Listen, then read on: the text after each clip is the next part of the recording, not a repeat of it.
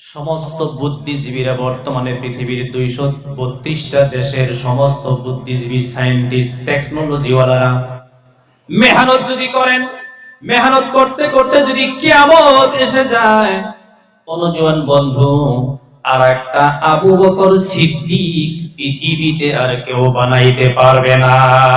ঠিক না ঠিক?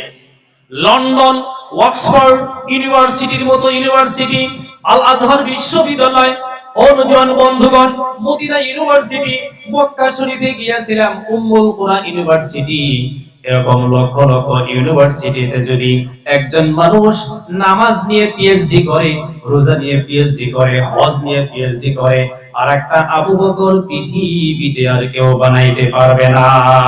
আল্লাহু আকবার, আল্লাহু আকবার। ও যুবক বন্ধুগণ, তদানীন্তন সময় মক্কাতুল মুকাররমা আরব আমিরাতের মধ্যে কোন স্কুল কলেজ ছিল না, ভার্সিটি ছিল না, সায়েন্স একাডেমি ছিল না, ইংলিশ একাডেমি ছিল না।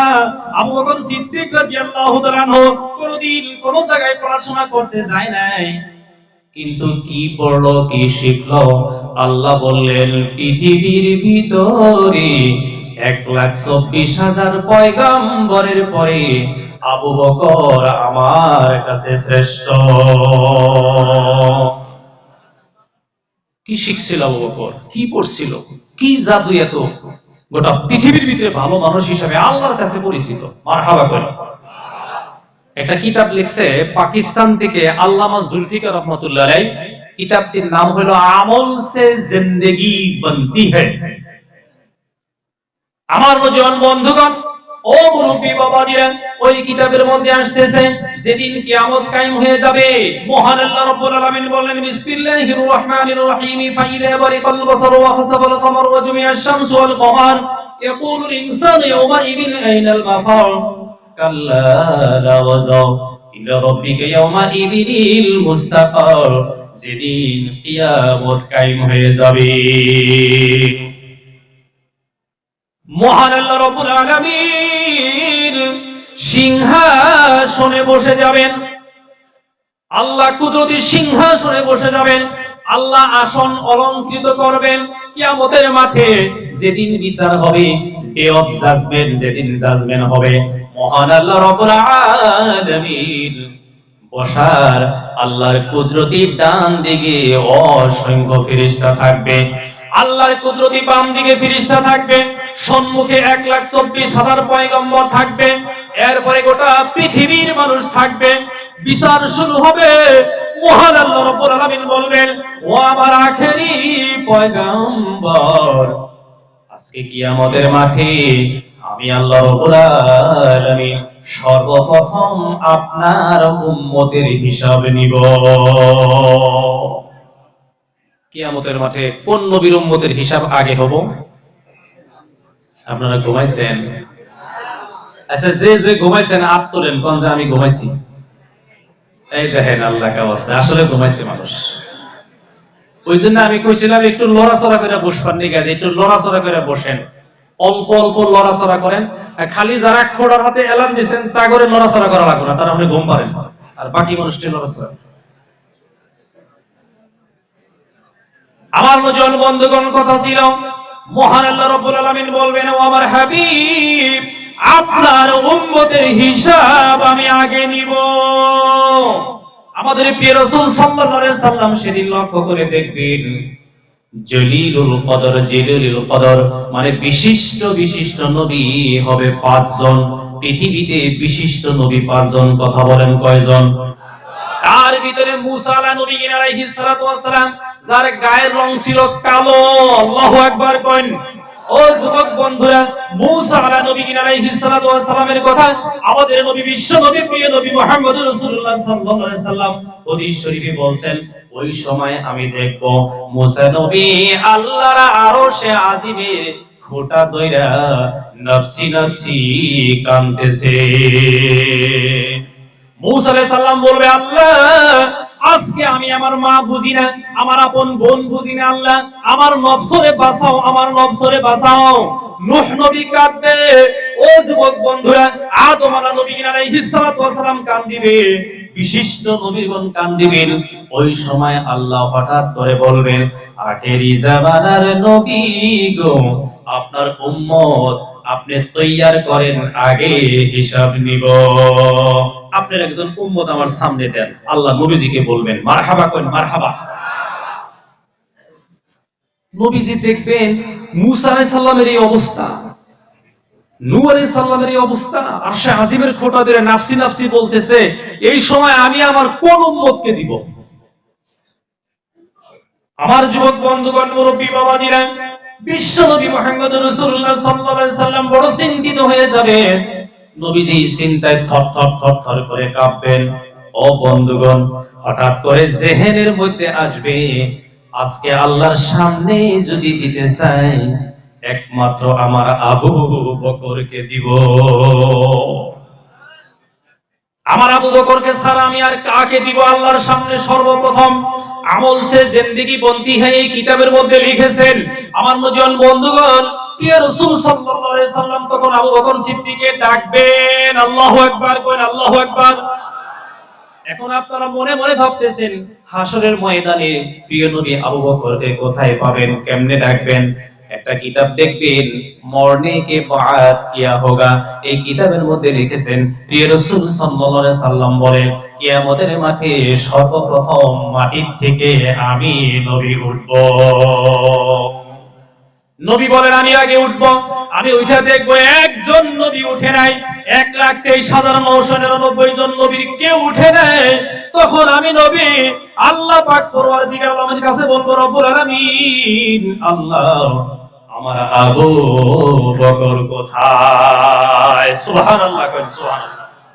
সমস্ত 1,24,000 পয়গম্বরের আগে সমস্ত সাহাবা, তাবেঈন, সিদ্দিকিন, শুহাদা, আকাবির, উলামা, ফজলা, গোটা পৃথিবীর মানুষের আগে আবু বকর সিদ্দিক রাদিয়াল্লাহু তাআলা নবীর পরে পরেই উঠবে। জোরে কোন মারহাবা, মারহাবা।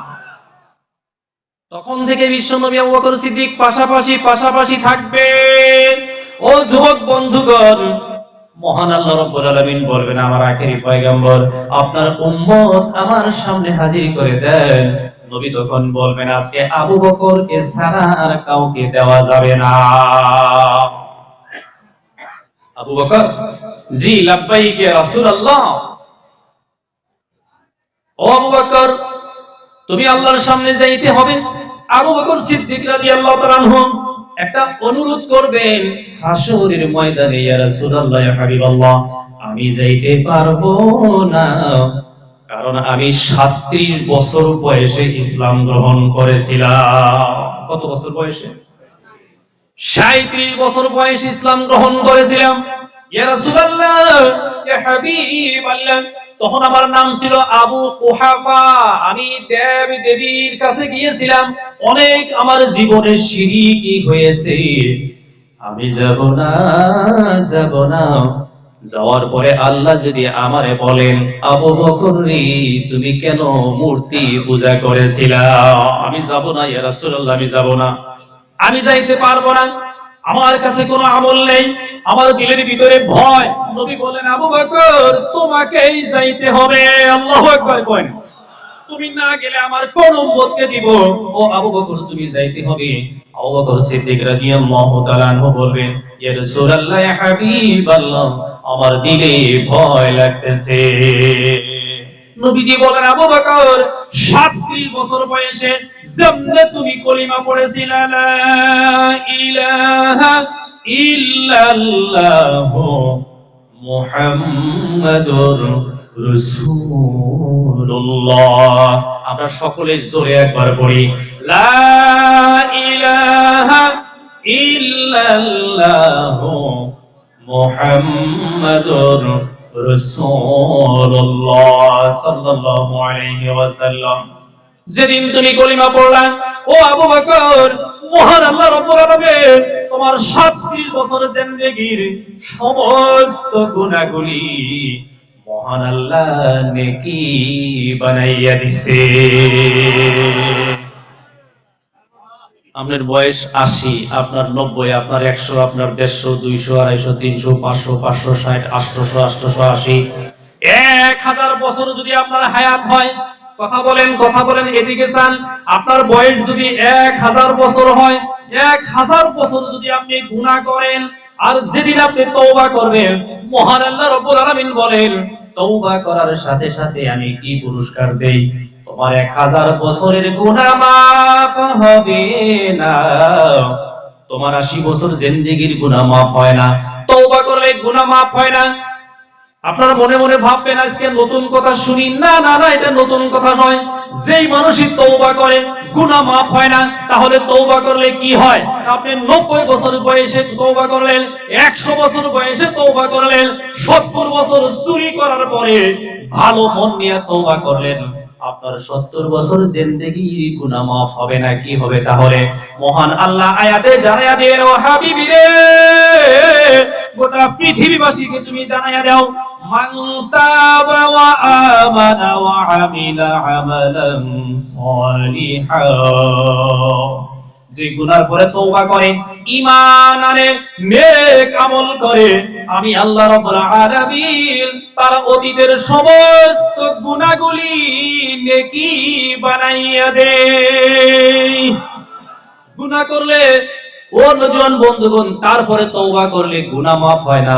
কি হয়? কি হয়? গুনাহগুলি মহান আল্লাহ নেকি বানাইয়া দেয়। আবু বকর, তোমার কোনো ভয় নাই, চিন্তা নাই, যেদিন কলিমা পড়ছাও 37 বছর জিন্দেগি, মাত্র 10 বছর মাইনাস থাকলো 27 বছর। পৃথিবীর প্রত্যেকজন মানুষের বয়সের 10 বছর মাইনাস হবে, 10 বছর মাইনাস। বুঝে আসছে না নাই?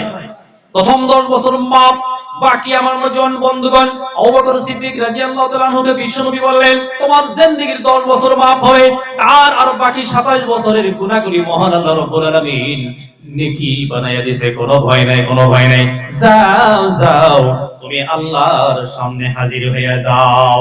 আবু বকর সিদ্দিক রাদিয়াল্লাহু তাআলা আনহু কিতাবে লিখছেন, মাথা নিচু করবে, শরীর যা ছোট্ট হয়ে যাবে, থর থর করে কাঁপবে, কাঁপতে কাঁপতে যাইতে যাইতে মাথা নিচু করে হাসরের ময়দানে সমস্ত নবীগণ দেখবেন, ফেরেশতারা তাকায় দেখবেন, আবু বকর সিদ্দিক পৃথিবীর কোথাও যায় না, মক্কায় যায় না, মদিনায় যায় না, কোথাও যাইতেছে না, যাইতেছে মহান আল্লাহর সামনে। মারহাবা কই, মারহাবা। এটা কি তামসার কথা? নওজোয়ান বন্ধুগণ, যে জায়গায় মুসা পয়গম্বর আরশে আজিমের খুঁটা ধরে বলতেছে নাফসি নাফসি, ওই সময় আবু বকর সিদ্দিক আল্লাহর সামনে যাইতেছে। যাইতে যাইতে, মাথা নিচু করে যাইতে যাইতে, হঠাৎ করে মহান আল্লাহ রাব্বুল আলামিনের কাছে যাইয়া হঠাৎ করে আবু বকর সিদ্দিক রাদিয়াল্লাহু তাআলা আনহু আল্লাহর কুদরতি চেহারার দিকে তাকাইয়া দেখবে। হাদিস শরীফে আসছে বন্ধুগণ, যেমনি আবু বকর সিদ্দিক রাদিয়াল্লাহু তাআলা আনহু আল্লাহর কুদরতি চেহারার দিকে তাকাবে, অমনি আবু বকর দেখবেন মহান আল্লাহ আবু বকরকে দেখে মিষ্টি মিষ্টি করে হাসতেছে। আর আল্লাহ বলবেন, আবু বকর, তুমি কি জন্য বিলম্ব করতেছো? আমি মহান আল্লাহ নিজেই তোমার জন্য অপেক্ষা করতেছি।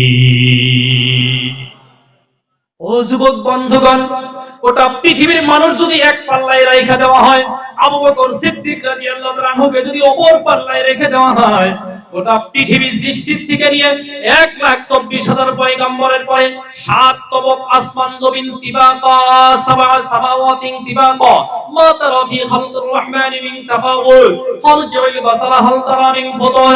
1,24,000 পয়গম্বরের পরে গোটা পৃথিবীর সমস্ত বস্তু যদি এক পাল্লায় রেখে দেওয়া হয়, ও নওজোয়ান বন্ধুগণ, আবু বকরের একটা সিজদার সমান মূল্য আল্লাহর কাছে হবে না।